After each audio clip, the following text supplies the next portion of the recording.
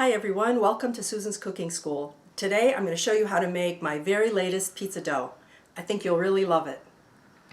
Let's get started. Stir together 12 ounces of bread flour and 1 teaspoon of salt. Then add 8 ounces of warm water and sprinkle on top of that a half a teaspoon of active dry yeast.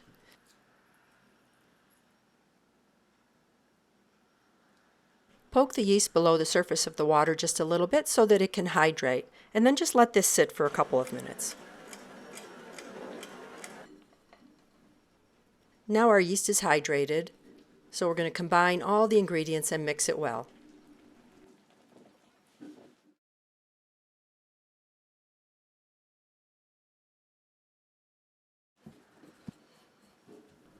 Once the dough comes together, it's time to knead.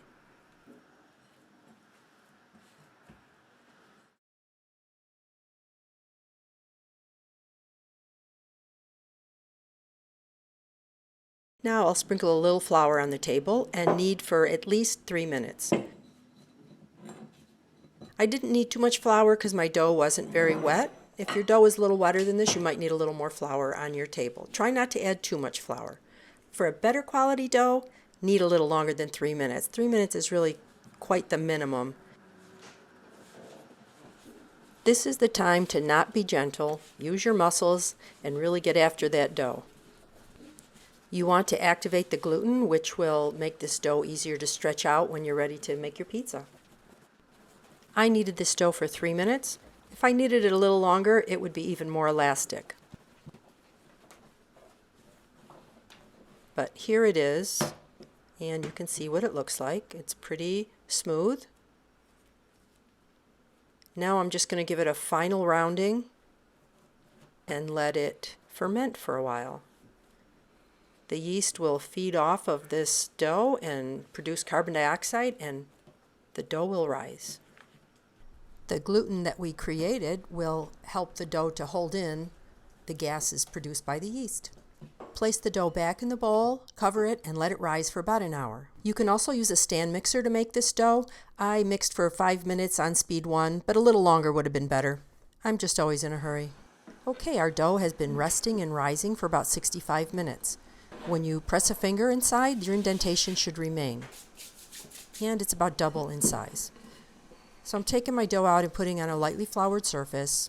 I really didn't need to use any flour because this dough was not very wet. I'm rounding it again, and then I'm going to cover it and let it rest some more so that the dough will stretch out. If you don't let the dough relax, you won't be able to stretch it out very easily. I'm going to rest it for about 30 minutes. If when you go to stretch the dough it's really hard to stretch out, you can let it rest a little longer. My oven is preheating to 450 degrees. And I'm using a stone, so that means I have to preheat it a little bit longer to make sure the stone gets thoroughly hot. You can also bake this in a pan. You can put some olive oil in the pan and put your dough right in there. You don't have to have a peel and you don't have to have a stone. Flatten the dough slightly and then make a ridge. This ridge is where my crust is going to be. Now after I do this, to make the dough a little easier to stretch out, I'm going to press down in the middle. And this really makes a difference in enabling you to stretch out the dough to its maximum stretchability. It's a little hard stretching the dough low to the table like I did here, but I'm doing that so that I could keep in the camera frame so you could see what was going on. You're free to toss yours right into the air. If you like to have a really thin pizza, make this into 2 individual pizzas and then you can stretch them even thinner. But here I'm making it to fit my peel. It's about a 15-inch pizza.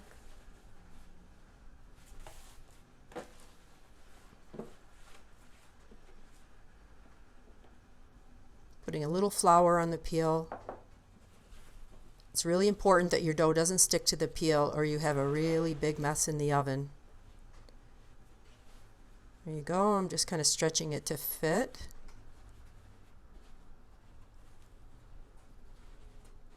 It would have been fine just to leave it as it was. I'm shaking the peel to make sure that it's not sticking, and then I'm going to put my toppings on. Here I'm using some of my sweet pizza sauce. And I'm using a blend of 3 different cheeses, mozzarella, Swiss, and cheddar. not too traditional.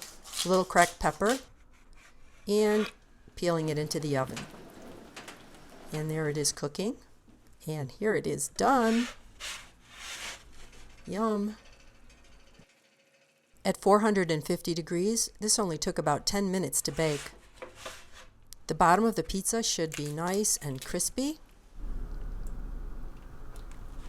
and browned. You want to make sure that it's well done. Raw pizza is not very appealing.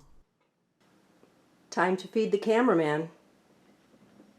Is my hair okay? I already had my lunch, but there's room for something good, I hope.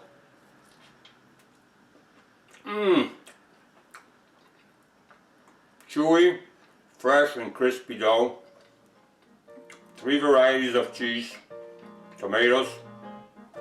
Love it. Where's the beer?